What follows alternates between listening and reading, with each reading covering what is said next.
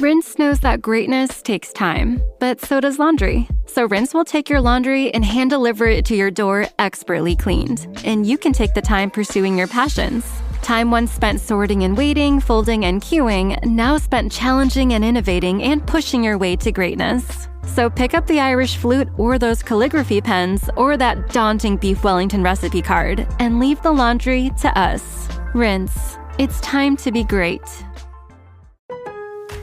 Want consistent color for every job? Milo's Pro Rewards members get a 20% paint discount on future purchases after paint annual qualifying spend reaches $3,000. Plus, order eligible in-stock paint and paint supplies by 2 p.m. for free same-day delivery by 8 p.m. Improving is easy at Lowe's. Excludes spray paint and mist tints. More exclusions, terms, and conditions apply. Subject to change. Details at Lowes.com/terms. Same-day delivery valid in select zip codes. Subject to driver availability. Details at Lowes.com/same-day delivery. It's another Q&A edition of Optimal Health Daily, and I'm Dr. Neal Malik. Hey there, happy Friday, and welcome to another Q&A edition of Optimal Health Daily, where I answer your health questions related to fitness, diet and nutrition, and lots more. You send in the questions, and I answer them for you.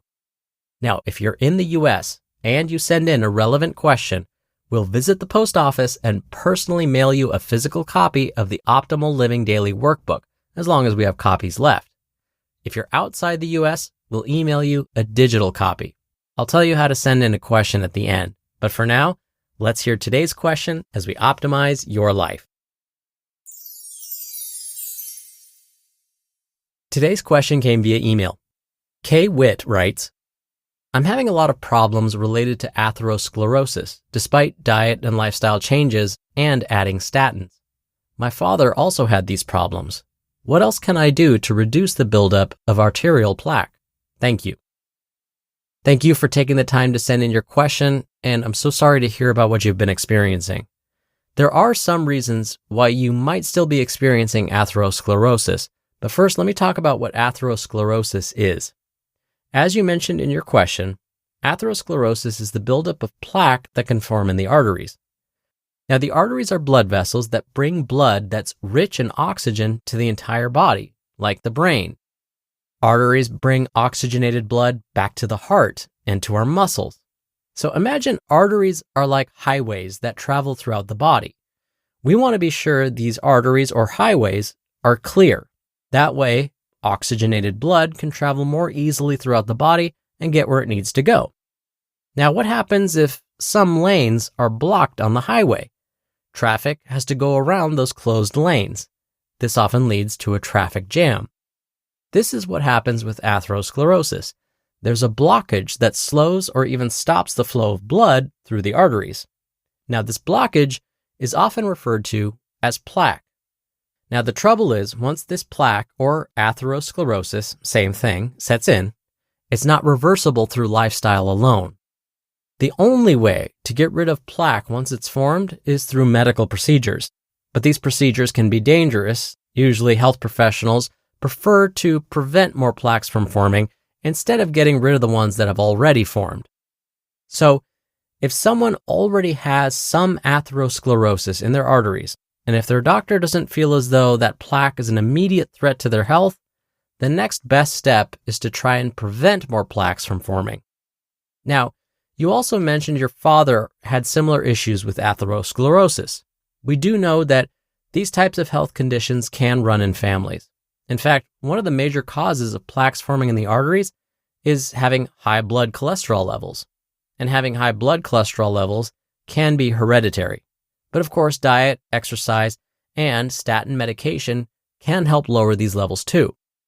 According to the National Heart, Blood, and Lung Institute, for those 20 years of age or older, we want our total cholesterol numbers to be less than 200. We want our LDL, or bad cholesterol levels, to be less than 100.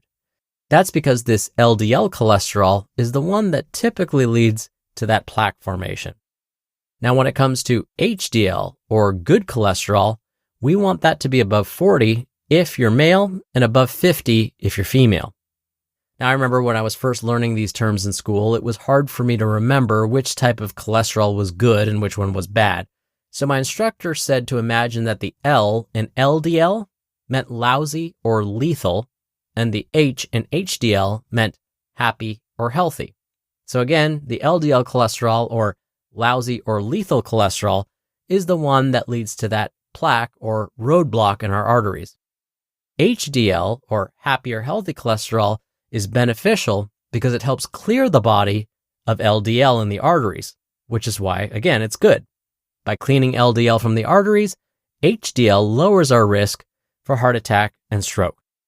So we hear about those success stories of those that were able to manage their blood cholesterol through lifestyle. They talk about how happy they are now that they don't have to take statins anymore. Why can't that be us? I mean, they're not lying, right? It is possible, isn't it? Yes, it is possible, but it's not possible for everyone. As I mentioned earlier, there is a hereditary link with high cholesterol. One of the reasons for this, and this is likely not the only reason, is that some people have high levels of something called lipoprotein-a. In fact, it's estimated that about 1 in 5 Americans have high levels of lipoprotein-a. That would equate to about 63 million Americans.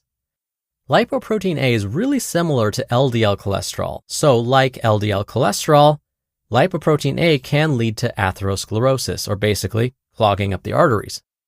There's a lab test that a doctor can order that checks for the amount of lipoprotein-a floating around in the bloodstream. The doctor will usually order this test if someone has a family history of early heart disease or they're unaware of their family medical history. In your case, it's probably worthwhile to have this checked if you haven't already. If blood levels of lipoprotein-a are high, even if the other blood cholesterol numbers like LDL and HDL look normal, the doctor may still recommend a statin as a preventative measure. But let's talk about lifestyle changes, specifically which ones have been shown to help prevent that plaque from forming in the first place, or prevent further plaques from forming. The first thing we need to think about is weight loss. Now, this is not an issue for everyone, but I'm mentioning it just in case. One of the most effective ways to lower blood cholesterol, and blood pressure for that matter, is weight loss. And weight loss doesn't have to be dramatic. 5 to 10 pounds lost can actually lead to a 5 to 8% drop in LDL levels. Second, eat less trans fat and saturated fat and more omega-3s and monounsaturated fats. Trans fats have been banned from most foods, but we can still find small amounts in some store-bought and restaurant foods. When reading a food label, if you see partially hydrogenated oil listed as one of the ingredients, the food has trans fat in it, and these fats have been shown to increase LDL cholesterol, while at the same time decreasing HDL. There are some trans fats found naturally in foods like red meat, but those aren't what I'm talking about here. Red meat, though, is high in saturated fat. Saturated fat may also increase LDL cholesterol levels, but the good news is it may not decrease HDL cholesterol like trans fats do. Most health organizations recommend we get 0 grams of trans fat each day, so completely avoiding it, and less than 10% of our total calories for the day should come from saturated fat. When it comes to the good fats like omega-3s and monounsaturated fats, these tend to also reduce LDL cholesterol. The best food sources of omega-3 fats are those fatty cold water fish like salmon, mackerel, anchovies, sardines, halibut, and trout. You can also get omega-3 fats from plant-based sources. More on that in a second. The goal is to try and consume 1.5 to 2 grams of omega-3 fats per day. If you don't like any of the fish I mentioned, talk to your healthcare provider about an omega-3 supplement. Now, as far as monounsaturated fats, which are also a healthy fat and help keep the arteries clean, olive oil is one of the best sources. 3, eat more fiber. So you remember how I was saying you can find plant-based sources of omega-3s? Well, one plant-based source of omega-3s just happens to also be high in dietary fiber. That would be walnuts. Chia seeds and flax seeds would also be good options. So one way to eat more fiber would be to add a 1/4 cup of nuts to your diet each day. Of course, fruits, vegetables, and whole grains are good fiber sources too. Fiber is helpful because it binds to cholesterol and helps the body get rid of it. So in a way, it acts the same way as HDL. The daily fiber target for females is 25 grams and for males, 38 grams. And please don't up your fiber too quickly. If it's something that's not a part of your diet right now, increase it very slowly. And it helps to drink more water if you're increasing your fiber at the same time. 4, a couple more diet recommendations. Eat less added sugar. That's because added sugars get converted to fat very easily. So eating less added sugars can help lower cholesterol levels in the long run.